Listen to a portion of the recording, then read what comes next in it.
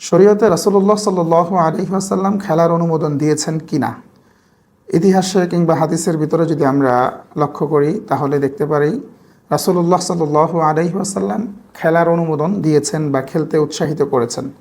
তবে সেই খেলাগুলো ছিল তীরন্দাজ কিংবা দৌড় প্রতিযোগিতা, যা নিছক শুধুমাত্র খেলা নয়, বরং সেটা একজন মানুষের জন্য একদিকে যেরকম বিনোদনের মাধ্যম, অপরদিকে তার ভবিষ্যতের জন্য কিংবা ইসলামের গুরুত্বপূর্ণ একটি বিধান কেতাল বা জিহাদ, এই বিষয়ের জন্য সেটা ছিল একটি ট্রেনিং সেশন কিংবা শিক্ষামূলক ব্যবস্থা। তাহলে ইসলাম আমাদেরকে এতটুকু অনুমোদন দিচ্ছেন যে শরিয়ার গণ্ডির ভিতরে থেকে যদি চায় কেউ খেলাধুলা করতে, সেক্ষেত্রে সেই অনুমতি শরিয়া বা ইসলাম দিচ্ছে। বাকি এই গণ্ডির সীমারেখা কী, এই বিষয়ে বুঝতে হলে আমাদেরকে ফুকাহায়ে কেরামের কয়েকটি শর্ত কিংবা কয়েকটি কন্ডিশনের দিকে একটু লক্ষ্য রাখতে হবে। প্রথমত, ইসলাম কখনো কোনো নিছক বিনোদনের জন্য কোনো কাজের অনুমতি দেয় না।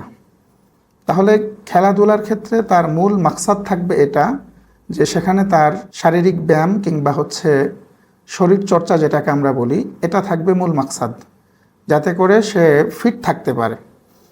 2 নাম্বার যে বিষয় রয়েছে, সে যখন খেলাধুলা করবে তাকে অবশ্যই লক্ষ্য রাখতে হবে এখানে শরীয়ত গর্হিত কোনো বিষয় আছে কি না, অথবা শরীয়তের যে সকল সীমারেখা আছে সেই সীমারেখা লঙ্ঘিত হচ্ছে কিনা, এই বিষয়ে তাকে লক্ষ্য রাখতে হবে। তৃতীয় বিষয় হচ্ছে এই খেলাধুলার সাথে আর্থিক কোনো লেনদেনের সম্পর্ক আছে কিনা, কিংবা তার শারীরিক ক্ষতির কোনো সম্পর্ক আছে কিনা। যদি আর্থিক লেনদেন খেলার সাথে সম্পৃক্ত থাকে অথবা শারীরিক ক্ষতির কোনো সম্ভাবনা থাকে, সেই খেলাও শরীয়ত সমর্থন করছে না। 4 নম্বর বিষয় হচ্ছে এই খেলার সাথে বেপরদার কোনো সম্পর্ক আছে কিনা, এবং বেপরদার যদি সম্পর্ক থাকে সেই খেলাও কখনোই শরীয়ত সমর্থন করছে না। সর্বশেষ শরীয়ত যেই কন্ডিশন আমাদের জন্য রেখেছে সেটা হচ্ছে খেলার সাথে জুয়া বা বেটিং সাইটের কোনো ধরনের সম্পৃক্ততা থাকে কিনা। যদি এই সমস্ত শর্তগুলো কোনো খেলার ভিতরে পাওয়া না যায়, অর্থাৎ এই সকল বিষয়গুলো না থাকে, তার ভিতরে প্রথমটা থাকতে হবে যেটা হচ্ছে তার ব্যায়াম, সেই ক্ষেত্রে সে এই খেলার ভিতরে অংশগ্রহণ করতে পারবে। বাকি লেনদেনের বিষয়ের সাথে আরেকটা বিষয় সম্পৃক্ত, সেটা হচ্ছে পেশা।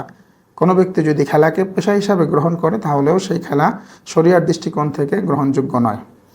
তো এই হচ্ছে ইসলামের মৌলিকভাবে প্যাটার্ন বলেন কিংবা রিকোয়ারমেন্ট বলেন, সেটা যেগুলো আপনাকে ফুলফিল করে তারপরে খেলতে হবে।